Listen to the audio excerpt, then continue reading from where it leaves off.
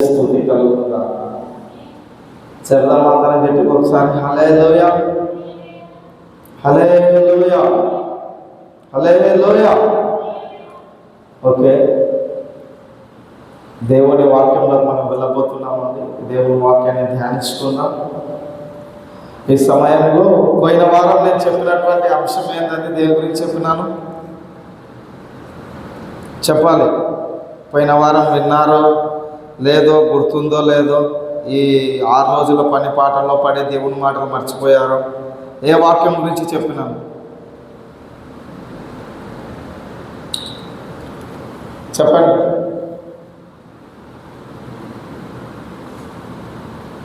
ఏ వాక్యం గురించి చెప్పానండి? చెప్పాలి తలలెత్తి. దేని గురించి చెప్పాను? ఏ స్థితిలో ఉన్నా కూడా స్తుతించేటువంటి మనస్సు కలిగి ఉండాలి. అన్ని బాగున్నప్పుడు స్తుతించుట కాదు, లేమిలో కూడా స్తుతించాలి. మంచికి బదులుగా కీడు జరిగినా కూడా స్తుతించే హృదయం కలిగి ఉండాలని చెప్పాను. అది పోయిన వారం యొక్క ప్రసంగం. హల్లెలూయా. దేవుని బిడ్డలారా, దేవుని సంగమా, ఇప్పుడు మనము వాక్యంలోనికి వెళ్దాం. యూరిమియాకు రాసినటువంటి గ్రంథం యూరిమియా గ్రంథం తీయండి. పాత నిబంధన గ్రంథం యూరిమియా గ్రంథం 32వ అధ్యాయం 18వ వచనం ఒకసారి చూసుకోండి.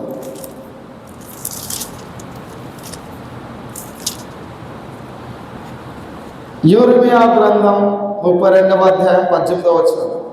ఈ గ్రంథము రాసినటువంటి గ్రంథకర్త ఎవరంటే యూరిమియా అయినటువంటి భక్తుడు. ఈయన ఇశ్రాయేలు యొక్క ప్రవక్త. ఇక్కడ యూరిమియా గారు ఈ వాక్యంలో ఏమని చెప్తున్నారంటే, యూరిమియా భక్తుడు, ప్రవక్త అయినటువంటి యూరిమియా గారు దేవునికి ప్రార్థన చేస్తున్నారు. హల్లెలూయా. దేవునికి ప్రార్థన చేస్తూ దేవుని గురించి ఒక మాట అంటున్నారు ఇక్కడ. నీవు వేల మందికి కృప చూపుచు తండ్రుల దోషమును వారి తరువాత వారి పిల్లల వడిలో వేయువాడము. హల్లెలూయా. ఇక్కడ యూరిమియా గారు దేవుని గురించి చెబుతున్నారు. నీవు దేవుని యొక్క వ్యక్తిత్వాన్ని ఇక్కడ యూరిమియా చెబుతున్నాడు ప్రార్థనలో. ఏమని సంబోధిస్తున్నాడంటే, నీవు తండ్రుల దోషమును కుమారుల వడిలో వేయువాడవు. హల్లెలూయా. దేవునికి మహిమ కలుగును గాక, దేవునికి స్తుతి కలుగును గాక. చాలా జాగ్రత్తగా వినాలి. ఇక్కడ చదవబడినటువంటి వాక్యంలో మనం ధ్యానించినట్లయితే వేల మందికి కృప చూపేవాడంట మన దేవుడు. అది మాత్రమే కాదు, తండ్రుల దేశమును వారి కుమారుల మీదికి రప్పించువాడు. తండ్రులు చేసినటువంటి తప్పులకి దాని యొక్క ఫలితము, దాని యొక్క ప్రభావము, దాని యొక్క శిక్ష కుమారుల మీదకి రప్పించే వాడవు. హల్లెలూయా. బేస్ తగ్గియండి అది కోసం. హల్లెలూయా. ఇక్కడ యేసుక్రీస్తును నమ్మినటువంటి బిడ్డలుగా మనము యేసయ్యలో బాప్టిజం పొంది సార్వత్రిక సంఘంలో చేర్చబడినటువంటి బిడ్డలుగా మనం ఉన్నప్పుడు, బాప్టిజము ఎప్పుడైతే పొందుతామో అప్పుడు మనము చనిపోయినట్లు లెక్క. ఇక జీవించువాడు క్రీస్తే గాని మనము కాదు.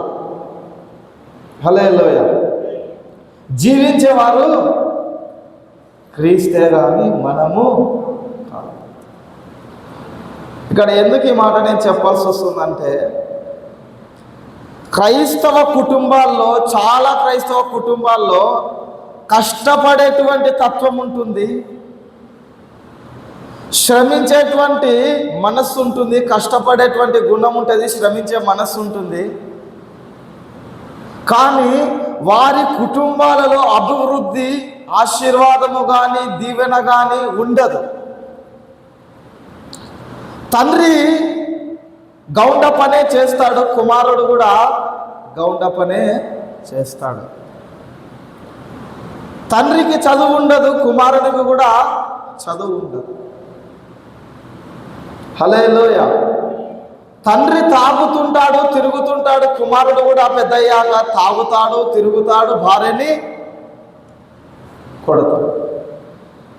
ఇక్కడ గమనించేటువంటి మాట ఏమిటంటే, చాలా మంది క్రైస్తవ కుటుంబాల్లో, క్రైస్తవులలో ఎందుకు కుటుంబాలలో ఆశీర్వాదము లేదు, ఎందుకు కుటుంబాలు ఆశీర్వదింపబడకున్నాయి, కుమారులు మారటలేదు, కుమార్తెలు మారటలేదు, కుటుంబంలో సమృద్ధి లేదు, ఆర్థిక లేమే ఎదుర్కొంటున్నాము, ఎంత సంపాదించినా చిల్లు వేసినట్టుగా దిగిపోతున్నట్లుగా, గోనె సంచినట్లుగా ఉంది సంపాదన అంతా. అంటే వారి మీద వారి పితారులు లేదా వారు చేసినటువంటి పాపము వలన వచ్చిన శాపము ఏలుబడి చేస్తుంటది. హల్లెలూయా. ఏం చేస్తుంటది? వారి ఇళ్లలో శాపము ఏలుబడి చేస్తుంది. ఆ శాపము వలన చేతి పనులు శపింపబడతాయి, వ్యాపారములు శపింపబడతాయి. ఎక్కడ చూసినా నష్టమే, ఎక్కడ చూసినా కూడా కష్టమే. రోజంతా కష్టపడతావు, వచ్చేది మాత్రము 10 రూపాయలు ఉన్నట్టుంటుంది. ఆ 10 రూపాయల్లో మొత్తము వడ్డీలు కట్టడానికి అయిపోయినట్లుంటుంది. మరి కొంతమంది క్రైస్తవులను చూస్తే తండ్రి గవర్నమెంట్ ఎంప్లాయ్, కుమారుడు గవర్నమెంట్ ఎంప్లాయ్, కూతురు కూడా గవర్నమెంట్ ఎంప్లాయ్. అప్పట్లో తండ్రి పెళ్లి ఘనముగా జరిగింటది, కానీ ఇప్పుడున్న జనరేషన్కి అప్పుడు జరిగిన దానికంటే ఇంకా 2 అంతలు గ్రాండ్గా జరుగుతుంది. హల్లెలూయా. దానికి కారణం ఏమిటి? చాలా మంది క్రైస్తవులు గవర్నమెంట్ ఎంప్లాయీస్గా ప్రతి డిపార్ట్మెంట్లోనూ ఉన్నారు. హెల్త్ డిపార్ట్మెంట్లో ఉన్నారు, పోలీస్ డిపార్ట్మెంట్లో ఉన్నారు, సెంట్రల్ గవర్నమెంట్లో, ఆర్మీలో ఉన్నారు. క్రైస్తవులు లేని డిపార్ట్మెంటే లేదు. లాయర్స్ ఉన్నారు, మున్సిపల్ డిపార్ట్మెంట్లో ఉన్నారు, ట్రాన్స్పోర్ట్ రవాణా డిపార్ట్మెంట్లో, ప్రతి దాంట్లో క్రైస్తవులుగా ఎంప్లాయీస్గా ఉన్నారు. ఎందుకు ఉన్నారంటే వారి యొక్క జ్ఞానము కాదు, వారు ఏదో ఎగ్జామ్స్లో కూర్చొని రాసి పాస్ అయినది కాదు. వారికి ఆ కూర్చొని రాయడానికి గల కావలసిన జ్ఞానము దేవుడిస్తాడు. ఆ ఉద్యోగం రావడానికి దేవుడు వారికి కృప చూపుతాడు. తండ్రి తర్వాత పిల్లలంతా ఎంప్లాయీస్ అవ్వడానికి, వారింట్లో సర్వసమృద్ధి ఉండడానికి అనేకమైన స్థలాలు కొంటారు, ఇల్లులు కొంటారు, రిటైర్ అయితే డబ్బులు వస్తే వాహనాలు కొంటారు. దేవుడు వారిని ఆశీర్వదిస్తాడు, దీవిస్తాడు. ఎందుకు వారిని మాత్రమే ఆశీర్వదిస్తాడు దేవుడు, వారిని మాత్రమే దీవిస్తాడు? మనం ఎప్పుడు రెంట్ కట్టుకుంటేనే ఆ యొక్క గుడిసెల్లోనే, ఆ యొక్క రేపుల్లోనే అల్లాడుతుంటామంటే మన పితారులు చేసినటువంటి పాప దోషము మన మీద ఏలుబడి చేస్తుంటుంది. అదే విషయం గమనించేటట్లయితే ఇక్కడ యూరిమియా అదే మాట అంటున్నాడు. ఇక్కడ మొదట విడిచిపెట్టినాడు, నీవు 1000 తరములకు కృప చూపువాడు. అది పక్కన పెట్టండి. 1000 తరములకు కృప చూపువాడు అన్నాడంటే ఎవరికి 1000 తరముల వరకు కృప చూపుతున్నాడు అంటే, తండ్రి ఏమో డాక్టర్ అయింటాడు, కొడుకు మళ్ళా పోలీస్ అవుతాడు, వాని కొడుకు మళ్ళా ఎంప్లాయ్ అవుతాడు, వాని కొడుకు మళ్ళా ఎంప్లాయ్ అవుతాడు, వాని కొడుకు ఎంప్లాయ్, ఇంకా బిజినెస్, కార్లు, బంగ్లాలు. 1000 తరముల వరకు కృప చూపువాడే ఉన్నాడు. ఆ చదవబడిన వాక్యంలో 1000 తరముల వరకు నీవు కృప చూపువాడు అన్నాడు. ఎందుకు కృప చూపువాడు? ఎందుకు వారి మీద అంత కృప, విస్తారమైన కృప కుమ్మరింపబడుతుందంటే వారి యొక్క క్రియలు దేవుని ఎదుట సరైనదిగా నడుచుకున్నారు. హల్లెలూయా. అందుకే వారి పిల్లలు తరతరాలు దీవించబడతాయి. ఎక్కడ చూసిన వాళ్ళకు తాతల ఆస్తి, ముత్తాతల ఆస్తి, పొలాలు, ఇల్లులు ఎందుకుంటాయంటే కారణం అదే. మన ఇళ్ళలో శాపము, ఆర్థిక లేమి, రోగము, అనారోగ్యము, నష్టాలు, కష్టాలు, కన్నీళ్ళు, ఇబ్బందులు, ఇరుకులు. ఎందుకంటే మన పితారులో అలాగే మనము కూడా మన దోషములను బట్టి దేవుని ఆశీర్వాదము పొందుకునకుండా, దేవుని దీవెనలు పొందుకునకుండా అడ్డగించబడతాయి. హల్లెలూయా. అడ్డగించబడతాయి. దేవునికి మహిమ కలుగును గాక. అందుకే ఇక్కడ అన్నాడు మొదటి మాట కృప చూపువాడని అన్నాడు. రెండవ మాట పక్కనే అన్నాడు, తండ్రుల దోషము కుమారుల వడిలో వేసేవాడట. యూర్మ్య భక్తుడు అంటున్నాడు. అది దేవుని యొక్క వ్యక్తిత్వం. ఇప్పుడు క్రీస్తు యేసునందున్నటువంటి మనము, బాప్టిజం పొందినటువంటి, మారుమనసు పొందినటువంటి మనము ఎవరమండి? ఎవరు మనం ఎవరమండి?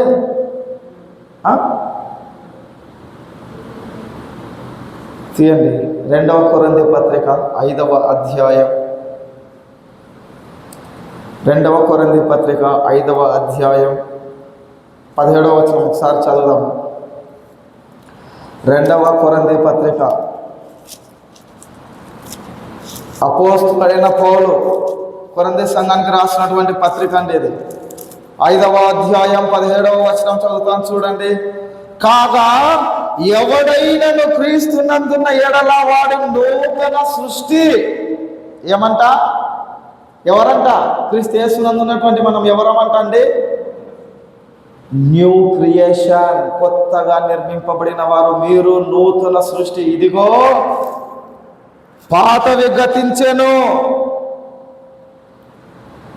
ఇవిగో పాతవి గతించెను, కొత్తవిగా ఆయను సమస్తము.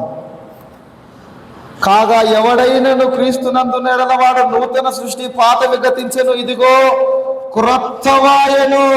హల్లెలూయా. ఏమైనాయంట?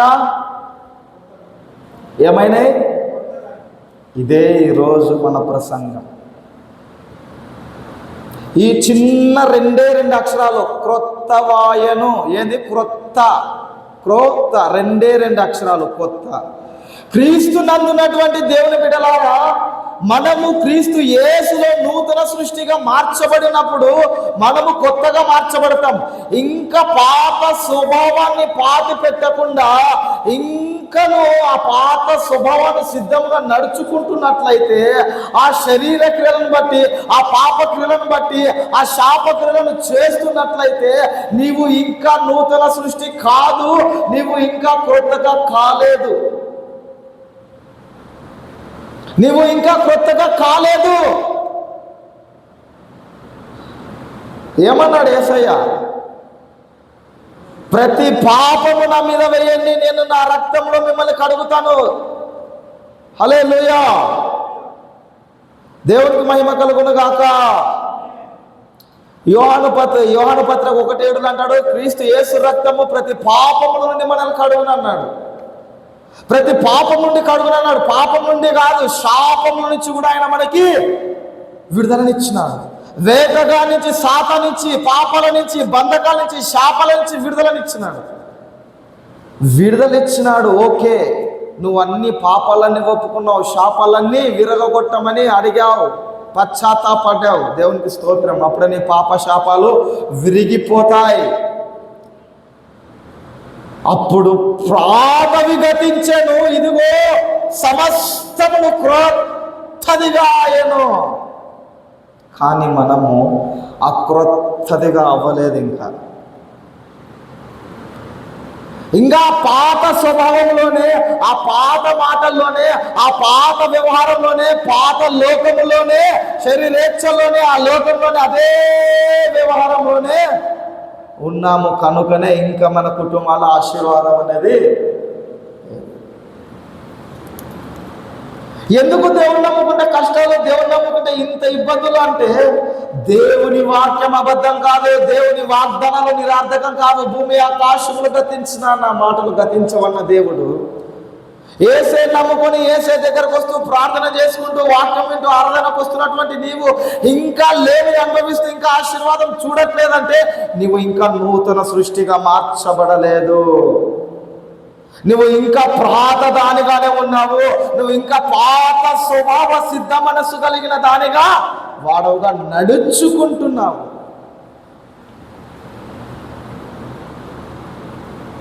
హల్లెలూయా. బాప్తిజం తీసుకున్నాక మనలో బ్రతుకువాడు క్రీస్తే కదా. బాప్తిజం ద్వారా మనం చనిపోతాం. ఏమంటాడు పౌలు? ఇక నువ్వు బ్రతుకు జీవించేవాడు నా ఎందుకు క్రీస్తే గాను నేను కాదంటాడు. హల్లెలూయా. ఈరోజు ఒక భయంకరమైన నిజం చెబుతాను, భయంకరమైన వాస్తవం చెప్తాను దేవుని బిడ్డలారా. ఈరోజు మన పిల్లలు మందు తాగడానికి, సిగరెట్ తాగడానికి, పేకాటాడడానికి, అప్పులు చేయడానికి, వాళ్ళ జీవితాలు నాశనం కావడానికి చాలామంది అనుకుంటారు వాని ఫ్రెండ్స్ బాగాలేరు, సహవాసం బాగాలేదు, వాడు చెడిపోతున్నాడు సినిమాలకు షికార్లకని, ఆ అమ్మాయిల చుట్టూ ఈ అమ్మాయిల చుట్టూ తిరుగుతున్నాడని. కాదు, నీవు చేసిన క్రియల ఫలమే నీ పిల్లల మీద పనిచేస్తుంది. ఎంప్లాయ్ కొడుకు తిరిగాడు అట్లా, నీ కొరికే తిరుగుతాడు. నువ్వు సారాయి కోసం వెళ్తావు, వాడు మందు కోసము వెళతాడు. ఈ ఎంప్లాయ్ అనేవాడు మందిరానికి వెళతాడు. మందిరం అంటే భయపడతాడు, దేవుడు అంటే భయపడతాడు. అందుకే వాని కొడుకు ఆఫీస్లో కూర్చొని ఏసీలో ఉంటాడు, వాని చుట్టూ అనేకులు తిరుగుతాడు. ఎందుకంటే అతడు నూతన సృష్టిగా మార్చబడ్డాడు. అందుకని ఆశీర్వాదాలు, దీవెనలు. కానీ ఇంకా నువ్వు మారు మనసు పొందినట్లే ఉండి, బాప్తిజం పొందినట్లే ఉండి, ఇంకా మనము నూతనముగా నూతన స్వభావం కలిగి, నవీన స్వభావం కలిగి మనము నడుచుకున్నట లేదు. నవీన స్వభావం లేదు కానీ ప్రాచీన స్వభావం కలిగి, పాత పద్ధతులనే, పాత వ్యక్తిత్వాన్ని కలిగే, పాత నడతలను మనం కలిగే ఇంకా నడుస్తున్నాం. కాబట్టి మన పిల్లలు ఇంకా రోగగ్రస్తులు అవుతున్నారు, శాపగ్రస్తులు అవుతున్నారు, అప్పుల పాలవుతున్నారు, చిందర గొందరం అయిపోతున్నారు.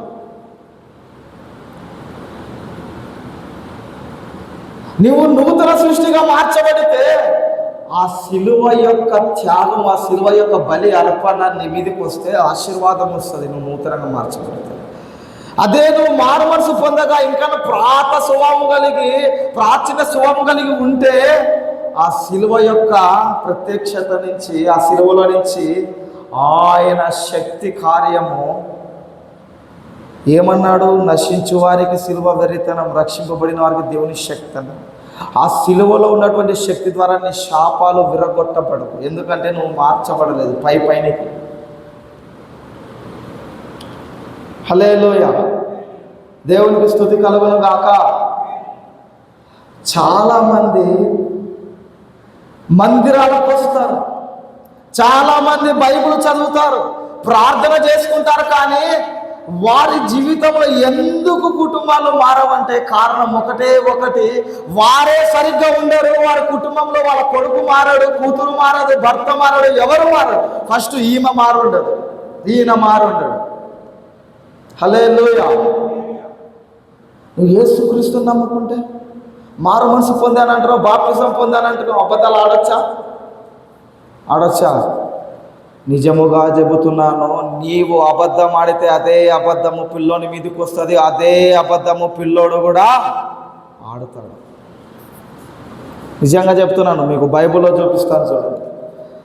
ఎంత ప్రభావము చూపుతుందంటే మన మీద, మనం ఇంకా లేమిలో ఉన్నామంటే దానికి కారణము నీవు నేను మన పిల్లలకి క్రీస్తును మనలో చూపించలేకపోతున్నాము. నేనే కనపడుతున్నాను కానీ మనలో క్రీస్తు కనపడటంలా. మన దగ్గర బూతులు కనపడకూడదు, అబద్ధాలు కనపడకూడదు, నెమ్మది కనపడాలా, ఓర్పు కనపడాలా. ఏమండి?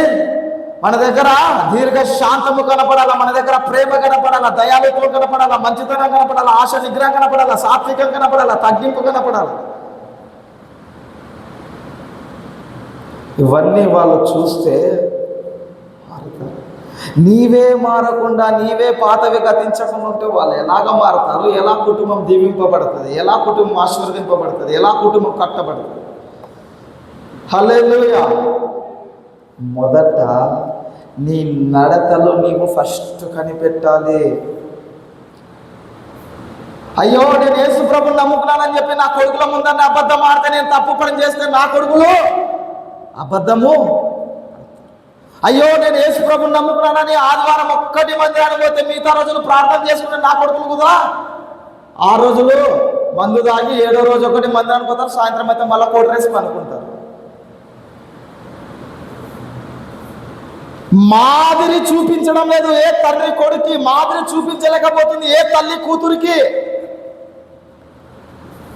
చీరల కోసం గుమ్మాలు దొప్పుకుంటే ఇల్లు తిరుగుతీవి, ఆమె కూడా ఫ్రెండ్స్ అని గుమ్మాలు తిరిగా జీవితాన్ని కష్టం చేసి. ఏది నూతన సృష్టి నీలో? హల్లెలూయా.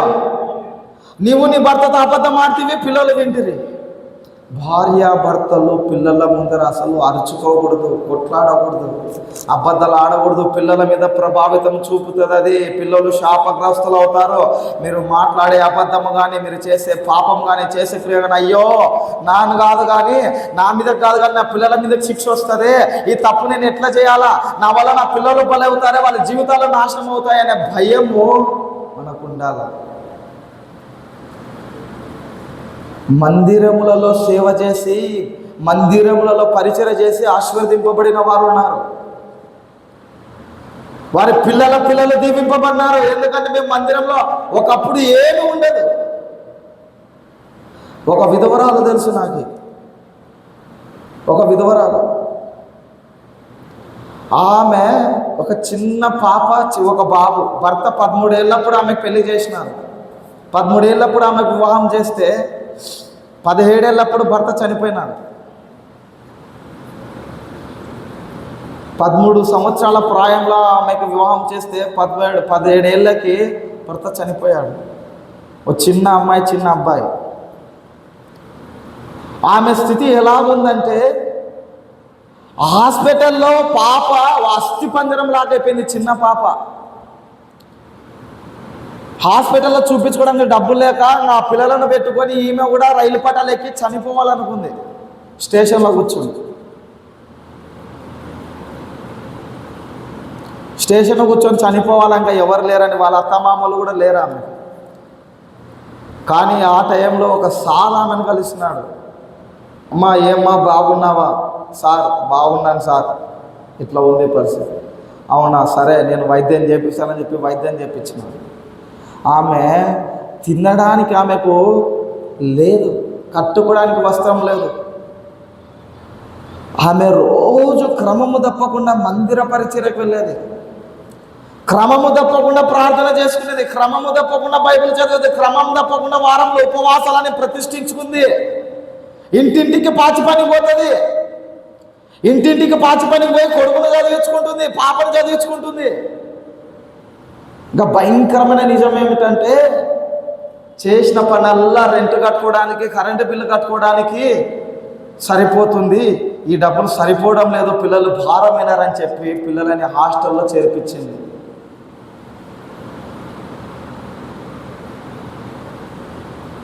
కానీ ఆమె నడి వయస్సు కలిగినటువంటి యవనస్తురాలప్పుడు ఏ పాపం చేయలేదు ఆమె, దేవునికి భయపడి. ఏ తప్పిదం చేయలేదు ఆమె, దేవునికి భయపడి. ఏం చేసేది తెలుసా? పనికి వెళ్ళి ప్రార్థన చేసుకొని సువార్త చేసేది ఆమె. సువార్త చేసేది ఆమె. అయ్యో నశిస్తున్నారే, ఏసేది ఎక్కడ అడుగుతాడే చెప్పాలి అని కుంటోళ్ళకి పోయి సువార్త చెప్తుండే ఆమె, గుడ్డి వాళ్ళకి పోయి సువార్త చెప్తుండే ఆమె. ఆమె సువార్త చెబితే అనేకులు మారు మనసు పొంది రక్షింపబడిన వాళ్ళు ఉన్నారు. దేవునికి ఎంతో నమ్మకంగా ఉండింది, మాదిరికరంగా ఉండింది. ఇప్పుడు వారి పిల్లలు ఇంటర్ చదువుతున్నారు, ఇంటర్లో పాస్ అయినారు. ఆమెకి ఇప్పుడు ఒకప్పుడు ఏమీ లేదు, ఆమె దేవునికి నమ్మకంగా ఉంది, నూతన సృష్టిగా మార్చబడింది. ఆమెకి ఇప్పుడు 30 సెంట్ల స్థలము దేవుడిచ్చినాడు. హల్లెలూయా. 30 సెంట్ల స్థలం ఇచ్చినాడు, 1/2 ఎకరా పొలం ఇచ్చినాడు. 30 సెంట్ల స్థలం ఇచ్చినాడు, 1/2 ఎకరా పొలం ఇచ్చినాడు. దేవునికి మహిమ కలుగును గాక. ఎందుకు ఆమెకి ఏమి లేని స్థితి నుంచి 30 సెంట్ల స్థలం ఎట్లా వచ్చింది? ఆ అర్ధ ఎకరా పొలం ఎట్లా వచ్చిందంటే దేవుని కృప.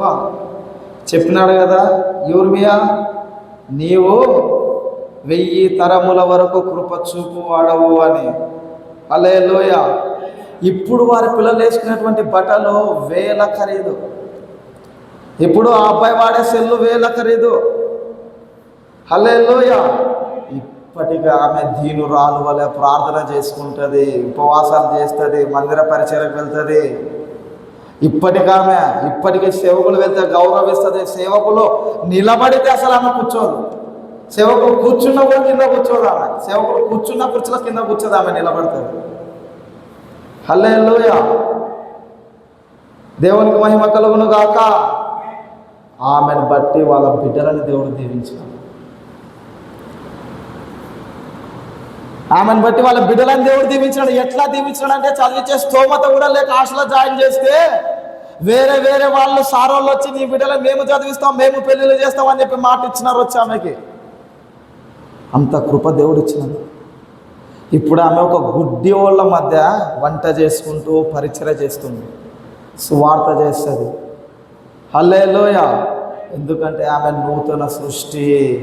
గతంలో ఉన్నప్పుడు తను కూడా బొట్లు పెట్టుకుంది, సీరియళ్ళు చూసింది, బూతులు మాట్లాడింది, భర్తని ఎట్లంటే అట్లా మాట్లాడింది, గొడవ పడింది. కానీ అయ్యో సత్యము తెలుసుకున్నాను కదా, వాక్యము చెబుతుంది కదా, పిల్లలు శాపగ్రస్తులు అవుతారు కదా, దేవునికి నమ్మకం ఉండాలా, దేవుడి మాట వినాలా. దేవుడి మాట వినింది. తన క్రియల్లో పాపం లేదు, పాపం లేని చోట శాపము ఏలుబడి చేయాలి. దీవించబడినారు ఇప్పుడు వాళ్ళు. హల్లెలూయా. దీవించబడిన స్థితిలో ఉన్నారు వాళ్ళు. దేవునికి మహిమ కలుగును గాక. ఏంటి వాక్య భాగం మీకు చూపిస్తాను. ఆదికాండం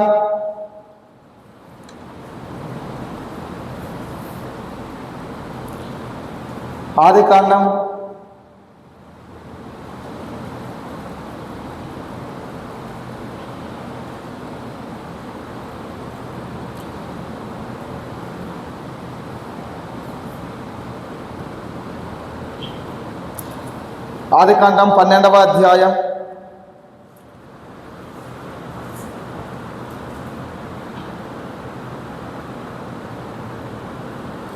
ఆదికాండం 12వ అధ్యాయం 20వ అధ్యాయం ఆదికాండం 20వ అధ్యాయం 12వ వచనం ఒకసారి చదువుదాం.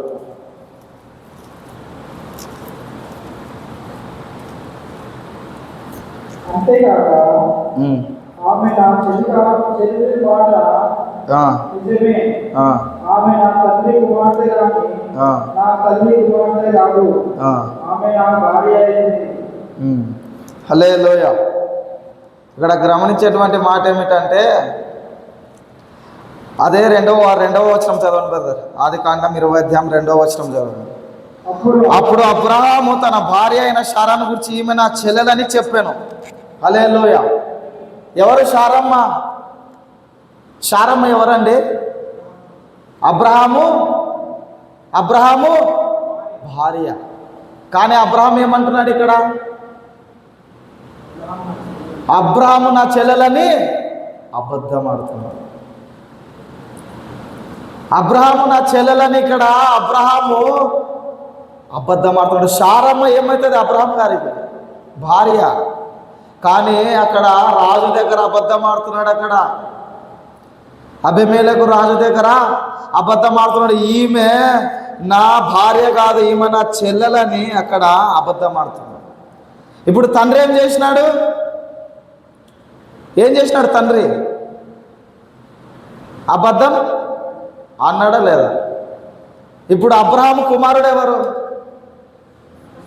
ఇస్సాకు కూడా ఇదే అబద్ధం ఆడతాడు. తీయండి, అది కూడా మీకు చూపిస్తాను. ఆదికాండం 26వ అధ్యాయం 6-7 వచనాలు చదువుదాం. ఇస్సాకు గెరారులో నివసించిన ఆ చోటి మనుషులు అతని భార్యను చూసి ఆమె ఎవరని అడిగినప్పుడు అతడు ఆమె నా సహోదరుని చెప్పాను. అబ్రహాము శారమ్మ తన భార్య అయితే అక్కడ ఏమని చెప్పాడంటే అబ్రహాం గారు నా చెల్లెలని చెప్పాడు.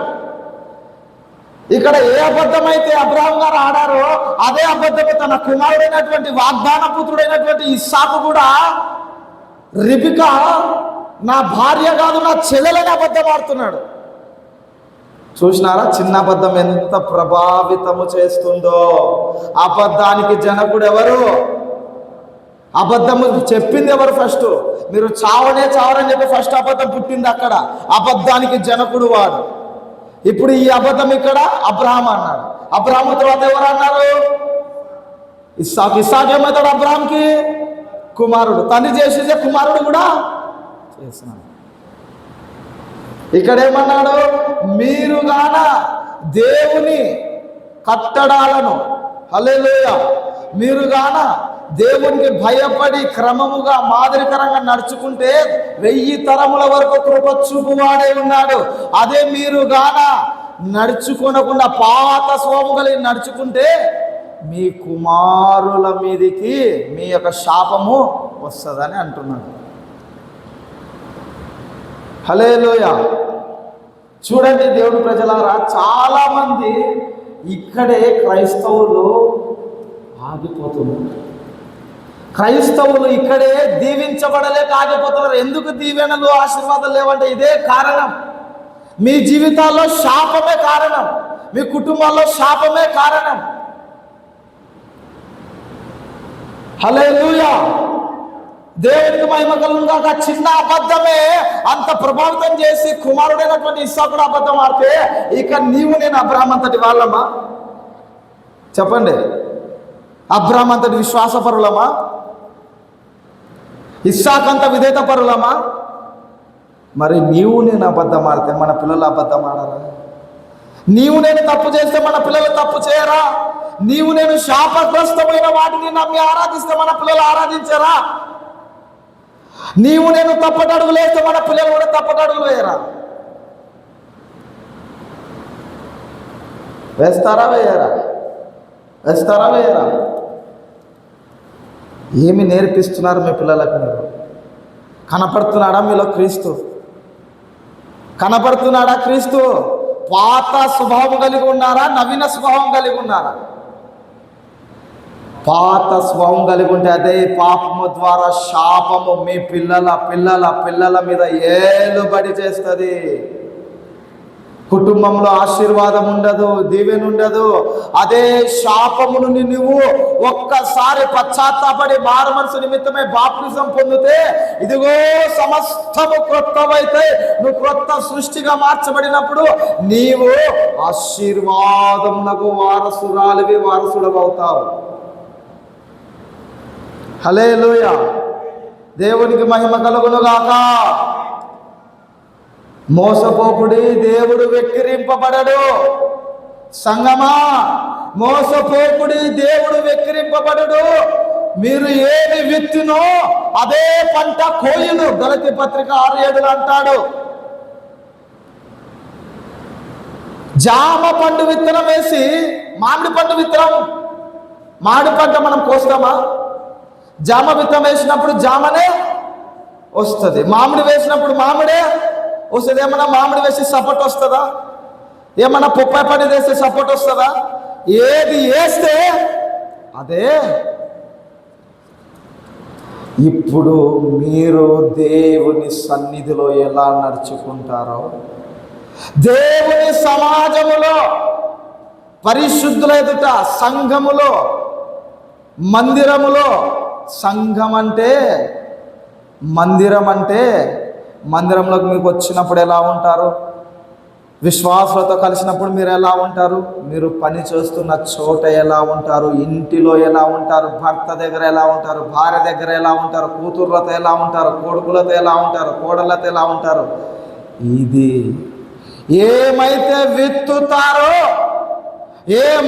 విత్తుతారో అదే కోస్తారు. మంచి విత్తుతే మంచిని కోస్తారు, చెడును విత్తుతే చెడు కోస్తారు, పాపం విత్తుతే శాపం కోస్తారు. శాపం వల్ల వచ్చే జీతము భయంకరమైన దరిద్రత, ఆర్థిక లేమి, జబ్బులు, రోగములు, అశాంతి, సమాధానము లేకపోవటము.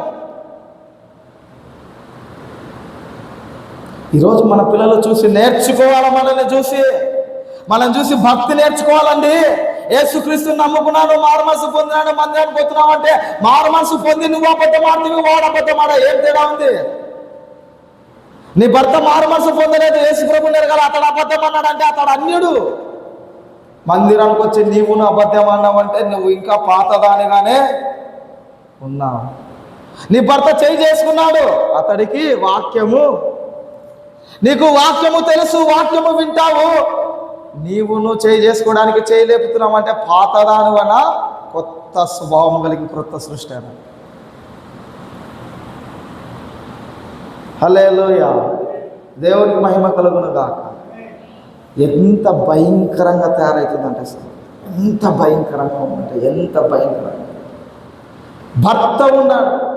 భర్త ఉండగానే వేరే వాళ్ళతో అక్రమ సంబంధం పెట్టుకున్నటువంటి ఒక స్త్రీ,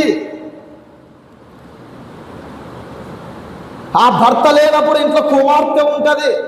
ఎవరు? అబ్బాయి కాదు, వయసుకు వచ్చినటువంటి కుమార్తె ఉంటే అతడు ఆమె ముందు వచ్చి ఇంట్లో కూర్చొని మాట్లాడి వెళతాడంట. తండ్రి కాదు. ఏమి నేర్చుకోవాలి ఆ అమ్మాయి? పాస్టర్గా ఇంటికి వెళితే పదే ఫోన్ వస్తుంటే, ఫోన్ రింగ్ అయితే ఫోన్ ఎత్తితే ఆ అమ్మాయిని పిలిచి ఆ తల్లి అంటది, బాయ్ ఫ్రెండ్ ఫోన్ చేసినాడు, పక్కకు వెళ్ళి మాట్లాడుకోపో.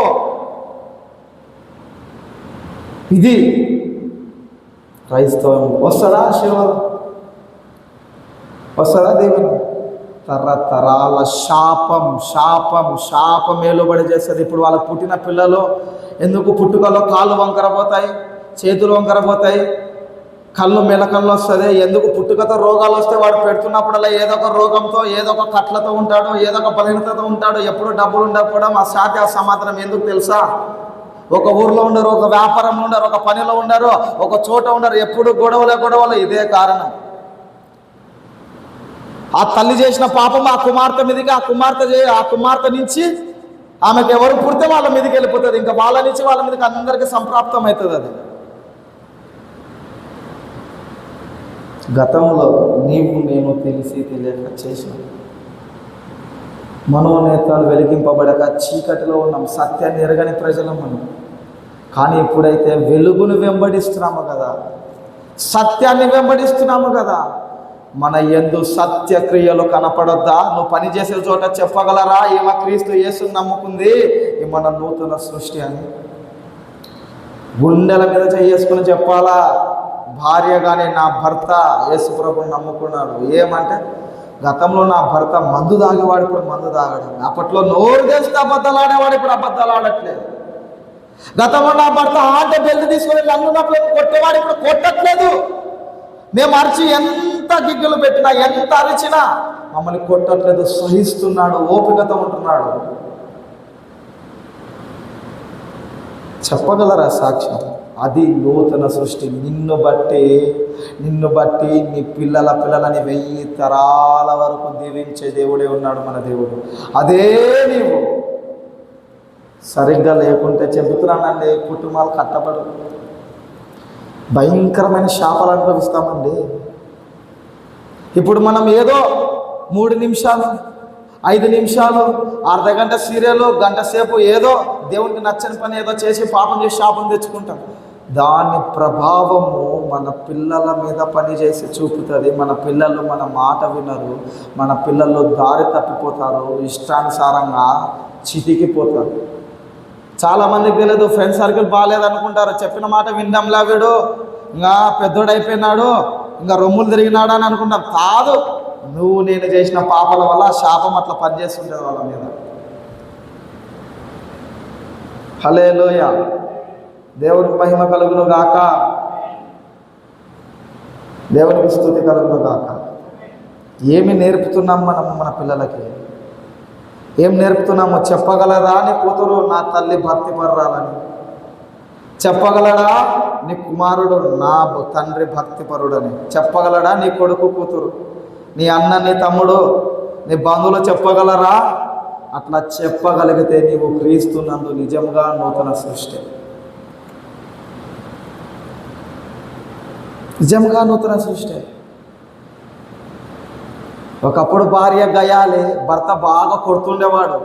భార్య అప్పుడు అన్నికి మనకుండేది. ఇప్పుడు భర్త మారమనసు పొంది బాప్తిసం పొందినాడు, తిట్టాడు కొట్టాడు, వేసేకి భయపడి ఆమె రెచ్చిపోతుంది. ఇప్పుడు అతడు మార్చబడినాడా లేదా? అదే వ్యత్యాసం. దేవుడు అంటే నీకే భయం లేనప్పుడు వాళ్ళు ఎలా భయపడతారు? దేవుడు అంటే నీకే భక్తి లేనప్పుడు వాళ్ళు ఎలా భక్తి చేస్తారు? నువ్వే మోకరించినప్పుడు, నువ్వే ప్రార్థన చేయనప్పుడు వాళ్ళు ఎలా ప్రార్థన చేస్తారు? నువ్వే క్రైస్తవురాలు. ఇప్పుడు సపోజ్ ఒక హిందూ అమ్మాయి వస్తుంది, నేను బాప్టిజం ఇస్తాను. ఒక ముస్లిం అబ్బాయి వస్తాడు, నేను బాప్టిజం ఇస్తాను. వాళ్ళు వచ్చి మీ దగ్గర నేర్చుకోవాలా, మిమ్మల్ని బట్టి చడిపోవాలా? మాదిరికరముగా ఉండాలా, వారి మతి పోగొట్టేటట్లు ఉండాలా? మాదిరికరంగా ఉండాలా. క్రీస్తును ధరించుకున్న నీవు, క్రీస్తును వెంబడించిన నీవు, నూతన సృష్టిగా మార్చబడిన నీవు నీ గృహంలో మాదిరికరంగా ఉండాలా. నీ క్రియల ద్వారా నీ పిల్లల మీదకి వస్తుందని జాగ్రత్త పడాలా. మాటలో అబద్ధం ఎంత ప్రభావితమైనది చూసినారు కదా. అబ్రహాము ఇస్సాకునే కదిలించింది. నీవు నేనంతా అయ్యో అబద్ధం ఆడానే, అయ్యో తప్పు చేశానే, పాపం చేశానే, దోషం చేశానే, నా మీద శిక్ష వస్తుంది. నా మీది కాదు, నా పిల్లలంతా బలైపోతారే.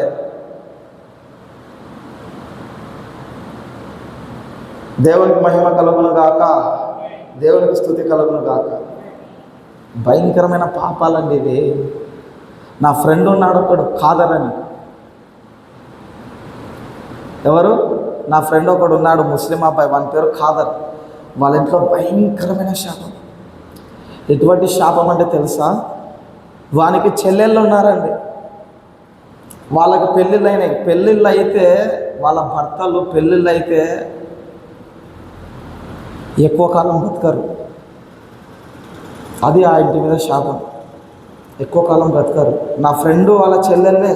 ఆ పాప కూడా నాకు తెలుసు, బాగా పలకరిస్తుంది, మాట్లాడుతుంది నాతో. అన్నా బాగున్నావా, తిన్నావా అన్నాను. ఏమన్నా రావడం ఇంటి దగ్గరికి. నేను చూశాను కదా, గమనించాను. పెళ్ళైన సంవత్సరంలోపు చనిపోతాడు భర్త. మళ్ళీ ఇంకో పెళ్లి చేసినాడు, వాడు చనిపోయాడు. మళ్ళీ ఇంకో పెళ్లి చేసినాడు, వాడు చనిపోయినాడు. ముగ్గురు. అక్కకు చనిపోతుండే చెల్లెలు చేసినారు, చెల్లెల భర్తలు అలాగే చనిపోయినారు. అర్థమైపోయింది ఏదో ఉంది అని.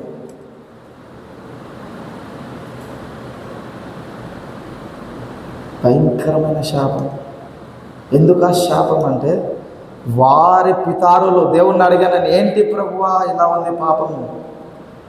వాళ్ళ పితారులు చేసినటువంటి ఆ దోషము వాళ్ళ మీద ఏలుబడి చేసింది. ఏంది తెలుసా ఆ దోషం? వాళ్ళ తండ్రి భయంకరమైనటువంటి అక్రమ సంబంధాలు పెట్టుకొని, పిల్లలు చూడండి ఎంత అన్యాయంగా బలైనారు.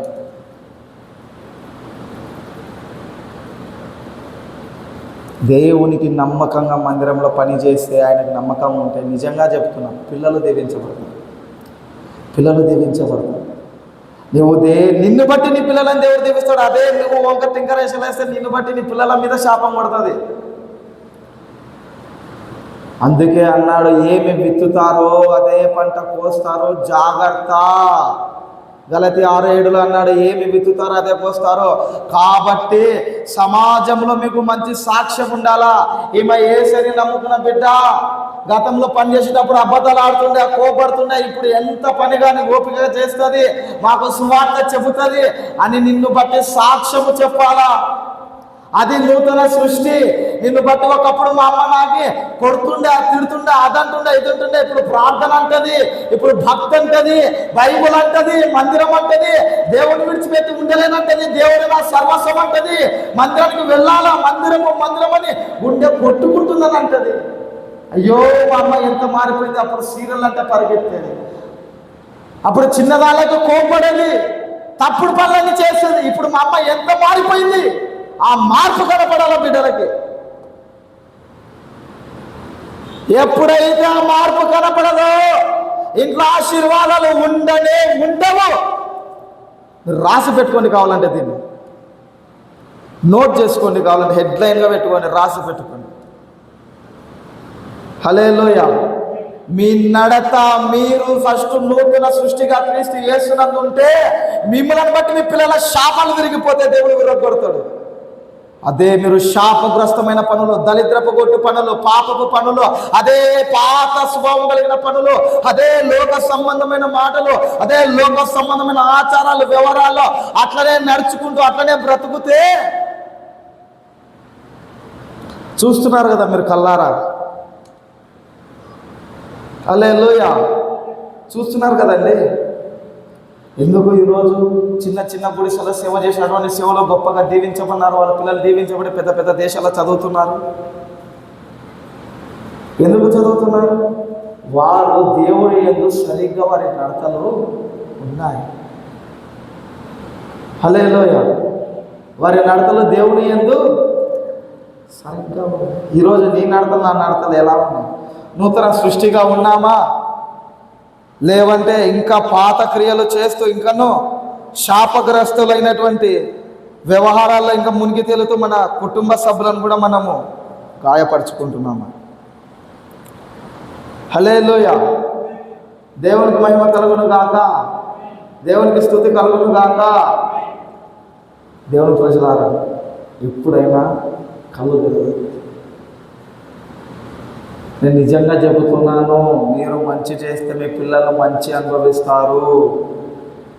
ఇది నేను చెప్పడం లేదు, దేవుని వాక్యము సెలవిస్తుంది. 2 అంచుల వాడిగల ఖడ్గం ఇది, దేవుని మాట ఇది, దేవుని మాట సెలవిస్తుంది. దేవుని దాసులుగా సెలవిస్తున్నాను.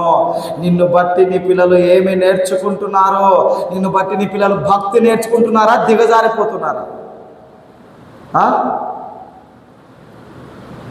ఏమి నేర్చుకుంటున్నారు? ఏమి నేర్పిస్తున్నావు? ఏమి నేర్పిస్తున్నావు? భయంకరంగా రూములు వేసేయడం, కొట్టడం, తిట్టడం. అన్నం పెట్టాడు, కొడక ఆకలేస్తుందిరా అంటే. చివరికి పోయి ఈమె బాధ తట్టుకోవాలని పోయి వృద్ధాశ్రమంలో జాయిన్ చేసినాడు. కొడుకు పెద్దగానాడు, కోడలు వచ్చింది, వీడు కూడా ఏం చేసినాడు, మా నాన్న మా అమ్మని ఎట్లా చేసినాడు, నేను కూడా మా నాన్నని అట్లనే చేయాలని వీడు కూడా అదే నేర్పుతున్నారా మీరు? అది మనకు తగదు. మనము ఏమి నేర్పాలా తెలుసా? మాదిరి నేర్పాలా. మనము ఏమి నేర్పాలా? భక్తి నేర్పాలా. ఇదిగో మనము చచ్చిపోయినాము, మన ఎందుకు క్రీస్తు బ్రతుకుతున్నాడని క్రీస్తు కనబడేటట్లుగా నూతన సృష్టిగా కనపడాలా, మాదిరి చూపించాలా, భక్తి నేర్పించాలా. మన దగ్గర భక్తి కనపడాలా, భక్తి కనపడాలా. భక్తి తల్లిగా నేర్పాలి నీ పిల్లలకి, నువ్వు భక్తి తల్లిగా నేర్పాలి. ప్రార్థన, మోకాళ్ళ అనుభవము. నీవే సరిగా లేవు. పిల్లలు పోతున్నప్పుడు కాలేజ్కి తలల మీద నూనె వేసి ప్రార్థించాలి. అయ్యా, నా పిల్లలు యవనస్తులు కన్యకలుగా ఉన్నారు, ఏ దుష్టుడి చూపులు పడకూడదు, ఏ దుష్టుడి చూపులు చేతలు పడకూడదు, ఆలోచన కూడా రాకూడదు. నా బిడ్డలు క్షేమంగా వెళ్ళి రావాలని తల్లిగా ప్రార్థన చేసి పంపాలా. అది భక్తి. వాళ్ళు పెద్దగా అయితే ఏం చేస్తారు? వాళ్ళ పిల్లలు పుడితే వాళ్ళ అబ్బా మా అమ్మ మాకు ప్రార్థన చేసి పంపేదని చెప్పి వాళ్ళు కూడా వాళ్ళ పిల్లలకి ప్రార్థన చేసి పంపుతారు. ప్రతి దానికి దేవుడి మీద ఆనుకొనుట నేర్పాలి. డబ్బులు సంపాదించడం మీద కాదు.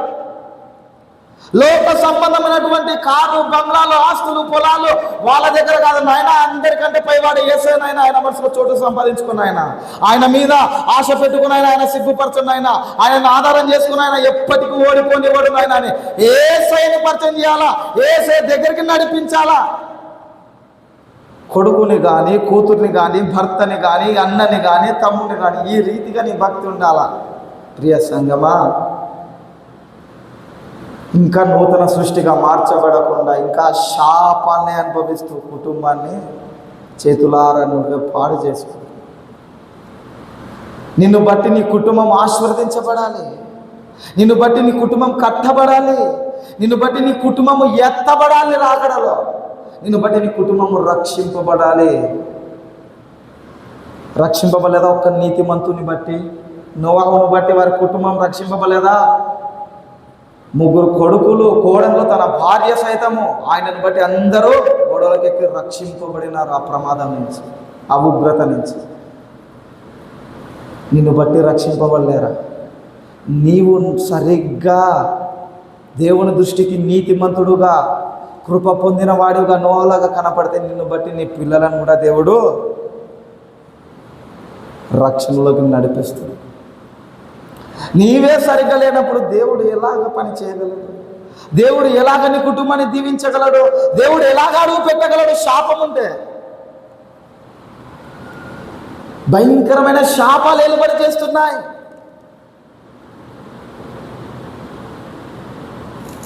ఒక ఆయన పాస్టరు, చెప్పకూడదు, ఒక ఆయన పాస్టర్ అయినా కూడా ఆయన భయంకరమైన తప్పులు చేసినాడు. కానీ ఆయన కొడుకు ఏమైనాడు తెలుసా? చివరికి భయంకరమైనటువంటి పరిస్థితిలో ఉన్నాడు. ఎవరిని బట్టి? ఆయనని బట్టి. దేవుని ప్రజలారా, అన్యుల కన్నా క్షమాపణ ఉంది వాళ్ళకు తెలియదండి.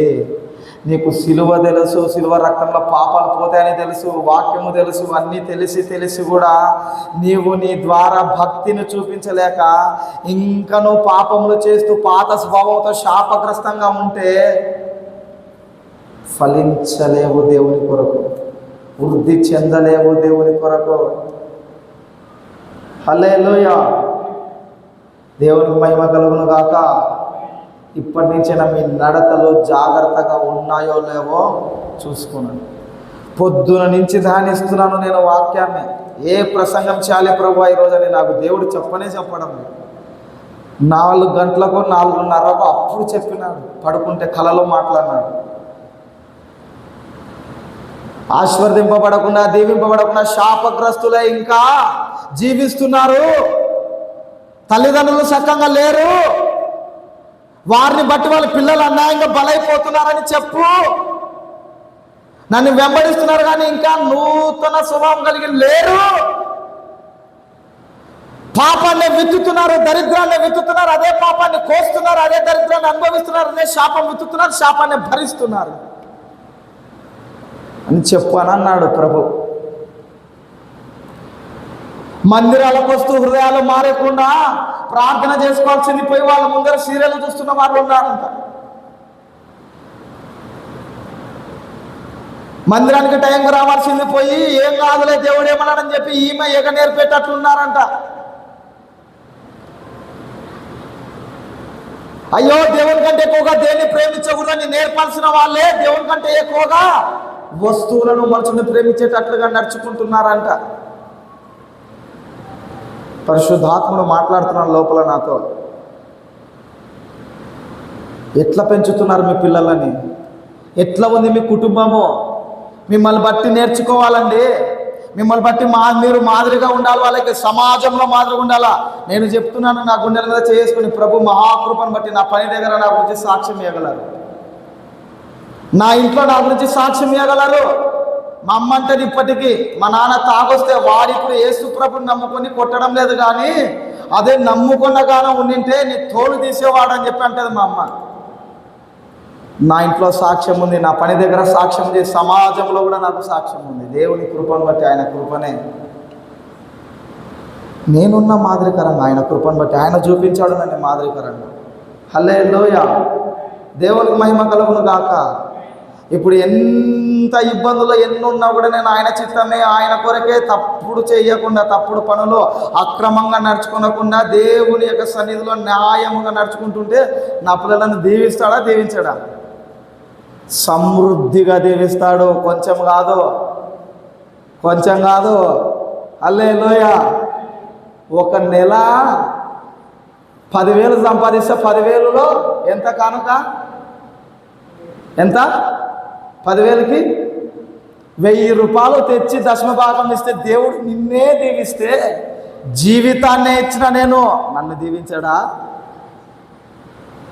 దశమభాగం ఇచ్చిన దేవుడు నిన్ను దీవిస్తే జీవితాన్ని అప్పగించుకున్నాను నేను ఆ ప్రభుకి, నన్ను దీవిస్తాడా? దీవించాడా? ఎంతో నిశ్చయముగా దీవించున్నాడు కదా.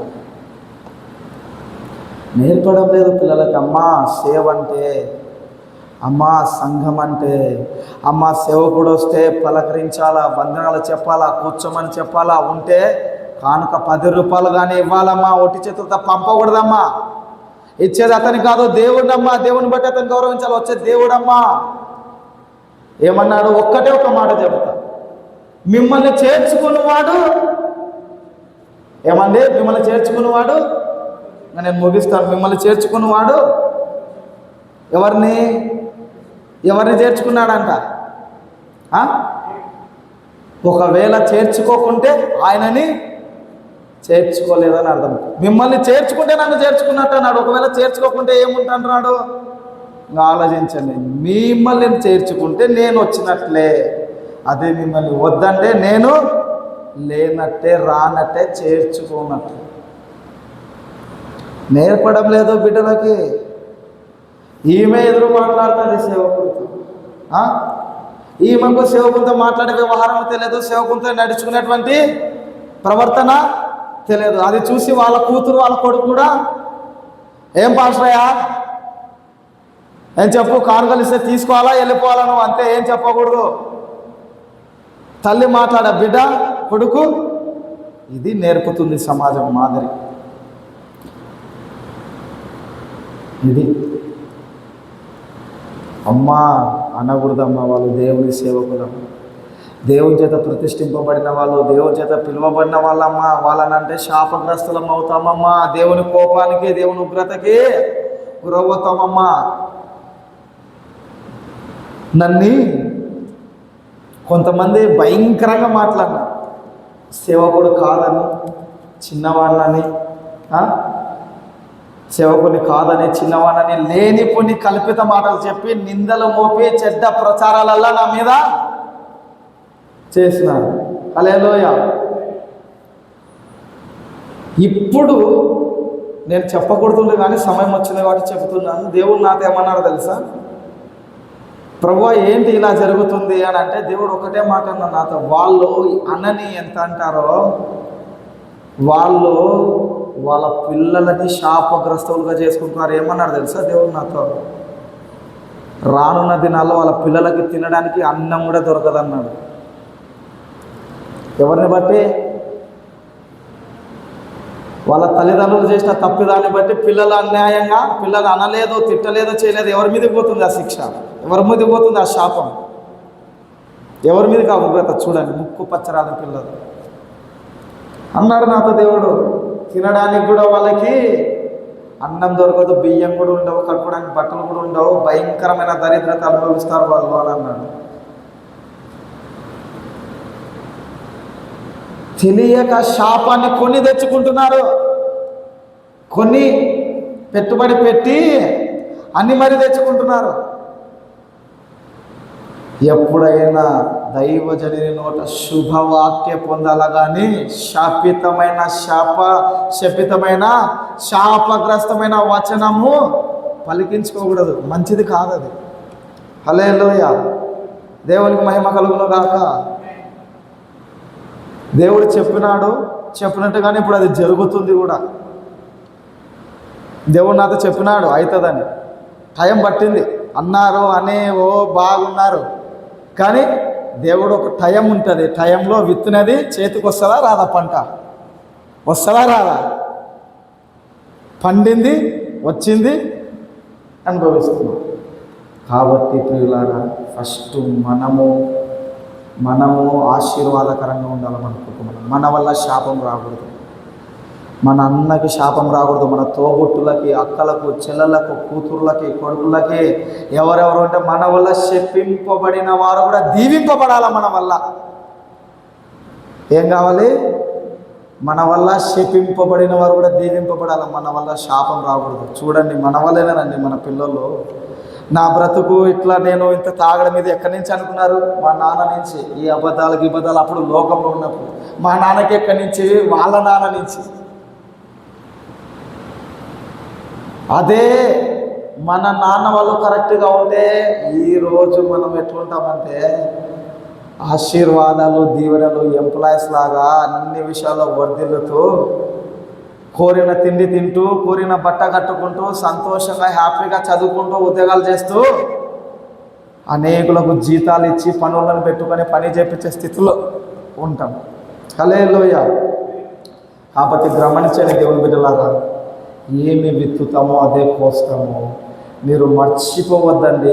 మంచి అయినా మీ పిల్లలకు వస్తుంది, ఖచ్చితంగా వస్తుంది.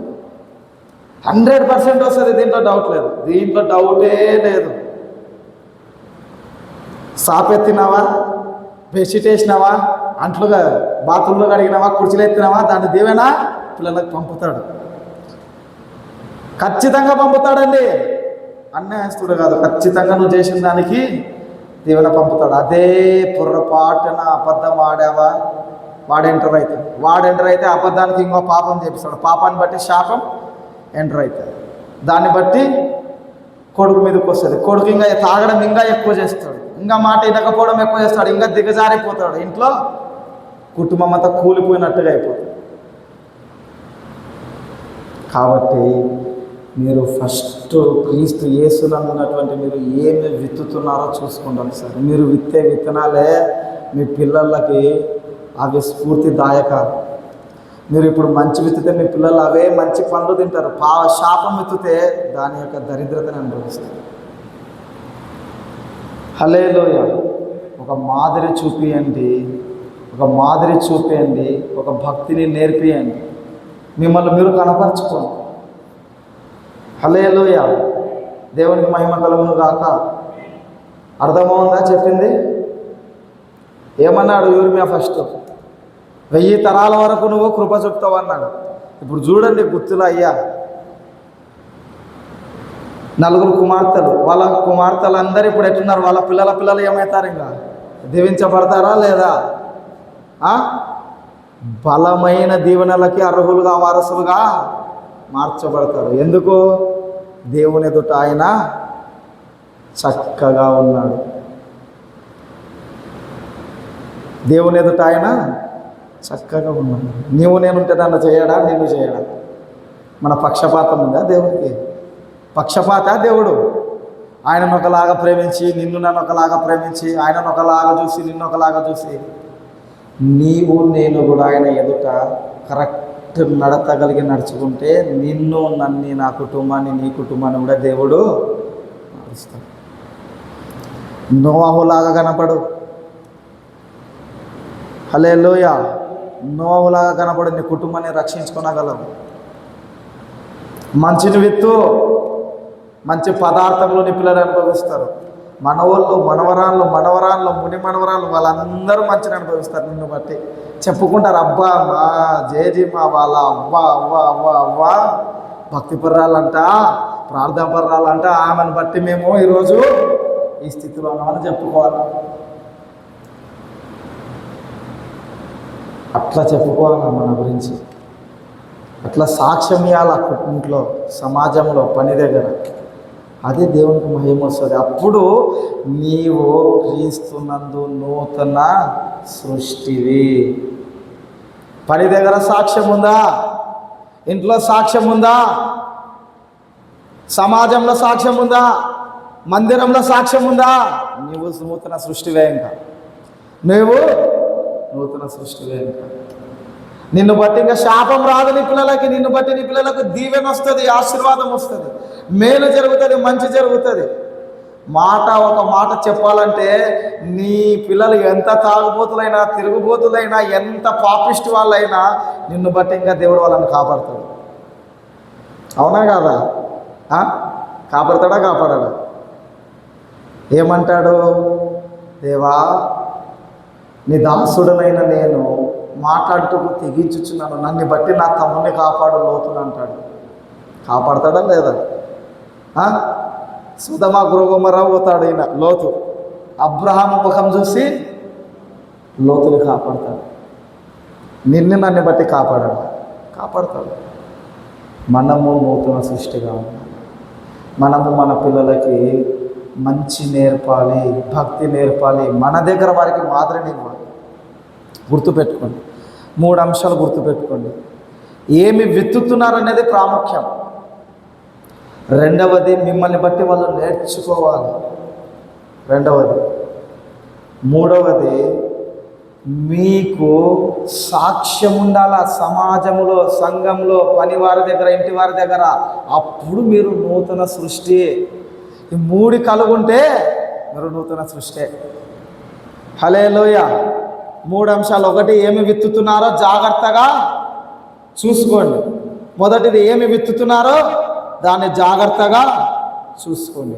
రెండవది ఏంటి? మీరు నేర్పించేటట్లు ఉండాలి. మిమ్మల్ని చూసి నేర్చుకునేటట్లు ఉండాలి. ఇతరులు మీరు మాదిరికరంగా ఉండాలా. మూడవది సమాజములో, సంఘములో, కుటుంబంలో సాక్ష్యం ఉండాలి. అప్పుడు నీవు నూతన సృష్టివి. అప్పుడు నువ్వు నూతన సృష్టివి. పాత క్రియలు గతించిన, పాత స్వభావము సమాధి చేయబడిందని అర్థం. హల్లెలూయా. ఈ ప్రసంగం ద్వారా దేవుడు ఇన్ని అంశాలు, ఇన్ని మాటలు మీకు అందించాడు. దయచేసి ఏదో వాక్యం విన్నాము వదిలిపెట్టామని కాదు, విని విడిచిపెట్టాము, ఒక చోట విన్నాము ఇంకో చోట వదిలిపెట్టామని కాదు, మనసులో పెట్టుకొని, హల్లెలూయా, మనసులో పెట్టుకొని దాన్ని ధ్యానించండి. ఆ వాక్యాన్ని ధ్యానించండి. హల్లెలూయా.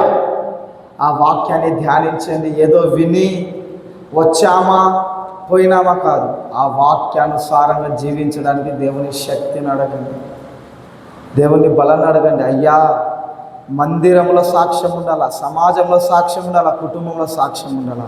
నేను నూతన సృష్టిగా మార్చబడాలి. అయ్యా, నేను ఈ నేర్పులకు మాదిరికరంగా ఉండాలా.